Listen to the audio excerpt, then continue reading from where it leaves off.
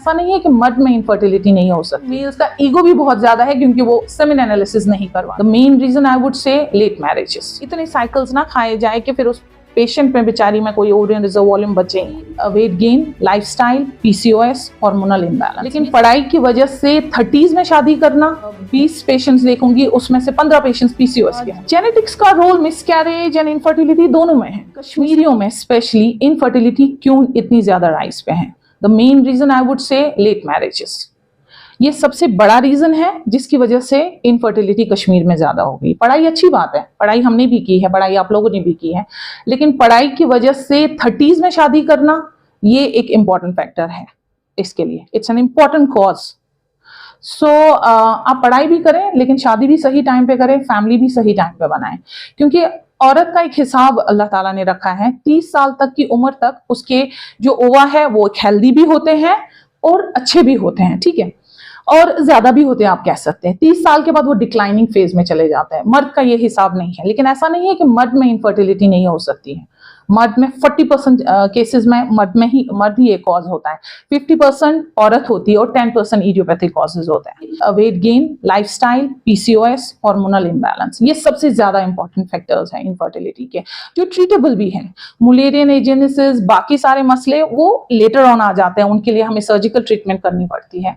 लेकिन जैसे कि पीसीओएस, ये एक अलार्मिंग रेट पे कश्मीर में बहुत ज्यादा हो गया। मतलब आए दिन अगर 20 पेशेंट्स देखूंगी उसमें से 15 पेशेंट्स पीसीओएस के होंगे, लिटरली। अनमैरिड, मैरिड दोनों, छोटी छोटी बच्चियां भी। इसमें मेन रीजन रहता है हमारा खाने पीने का स्टाइल। हम अब जो स्टिक ऑन सिर्फ मोबाइल के साथ रहते हैं, पहले हम गेम्स खेला करते थे स्कूल में, हमारा जितना हम खाते थे वो वर्कआउट में खत्म भी हो जाता था, हम खत्म भी कर लेते थे, हमारा बर्नआउट भी हो जाता था। अब या तो हम मोबाइल पे चिपके होते हैं या फिर पढ़ाई कर रहे होते हैं और ज्यादा से ज्यादा ऑर्डर कर रहे होते हैं जंक फूड। वो एक मेन रीजन है जो हमारे हार्मोन्स के लिए बिल्कुल सही नहीं है। औरत की या लड़की में जब एक हार्मोनल इम्बैलेंस होती है उसमें एन ओव्यूलेशन होता है, यानी कि ओव्यूलेट नहीं कर पाती है। मैं पीसीओएस की बात कर रही हूँ। तो जब वो ओव्यूलेट नहीं करेगी, जब अंडे नहीं बनेंगे तो कंसीव कैसे करेगी? हाँ, पीरियड्स होंगे, ये एक मिसकंसेप्शन है। पीरियड्स हो रहे हैं तो वो माँ बन सकती है। पीरियड्स तो एन ओव्यूलेटरी भी होते हैं। Ovulatory periods are responsible for your pregnancy, and if you don't ovulate, you cannot be pregnant. PCOS के साथ बाकी सारे फैक्टर्स लाइक एंडोक्राइन फैक्टर्स भी रहते हैं, thyroid abnormalities, luteal phase defect, और there are many more reasons in a female and male both. Right now I'm talking about females more. So it's not that males don't face infertility. Males में भी बहुत ज्यादा है, and males का ego भी बहुत ज्यादा है क्योंकि वो सेमेन एनालिसिस नहीं करवाते, जो मैंने बहुत ज्यादा फेस किया है।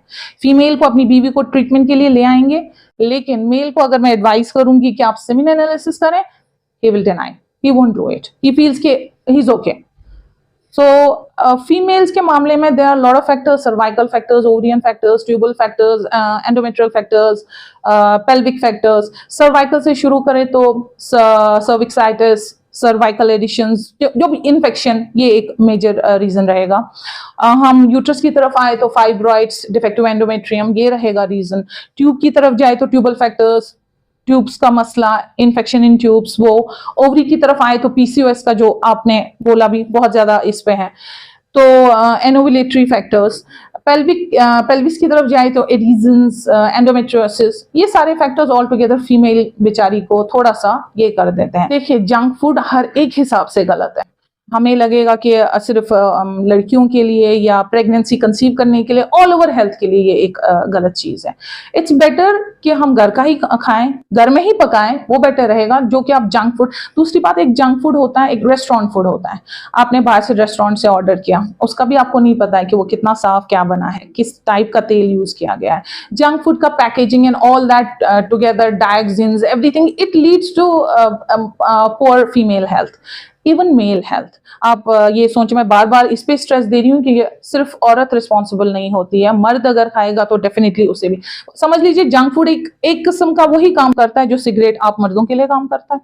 जेनेटिक्स का रोल मिसकैरेज एंड इनफर्टिलिटी दोनों में है। मिसकैरेजेस में आप सोचिए, chromosomal abnormalities, they are responsible for around 75% miscarriages within 16 weeks and around 80% within 16 weeks.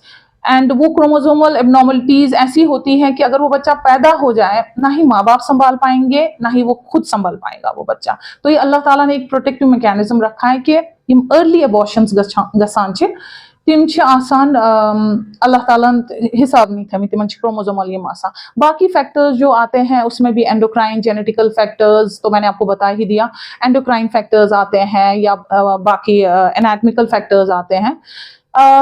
या genes play very important role, क्योंकि कभी कभी कुछ फीमेल्स में होता है, आप देखेंगे फैमिली में ही प्रीमैच्योर मेनोपॉज, अर्ली मेनोपॉज हो जाता है, they get their menopause before 40, actually we call it premature. कभी कभी 35 की एज पे भी मुझे पेशेंट्स आए हैं जिनका ये हुआ है। ओवरियन रिजर्व वॉल्यूम लो रहता है किसी किसी फीमेल का, वो भी एक इंपॉर्टेंट फैक्ट, लेकिन वो भी ट्रीटेबल है। सबसे एक इम्पॉर्टेंट बात, ये एक मेरी रिक्वेस्ट है कि ओवुलेशन इंड्यूसिंग ड्रग्स इतने ना यूज किए जाए, इतने साइकिल्स ना खाए जाए कि फिर उस पेशेंट में बेचारी में कोई ओवरियन रिजर्व वॉल्यूम बचे ही ना। क्योंकि मेरे पास जो पेशेंट्स आते हैं 6 to 10 cycles of OIDs, I don't know why. एक लिमिट होती है ओआईडीज जब एक हम एडवाइस करते हैं, प्रेस्क्राइब करते हैं, 3 साइकिल्स के बाद we have to check some other factors are also responsible for infertility. तो उसके बाद हम वो टेस्ट करते हैं, अगर हमें लगता है कि उनमें कोई प्रॉब्लम है, वो ठीक वो चीज, वो कमी रेक्टिफाई करने के बाद हम आगे के 3 साइकिल्स देते हैं। सो ये जो हर एक आजकल ओआईडीज देता है जो इवन इस लाइन से नहीं होता है, वो भी देता है विदाउट मॉनिटरिंग द पेशेंट, वो गलत बात है।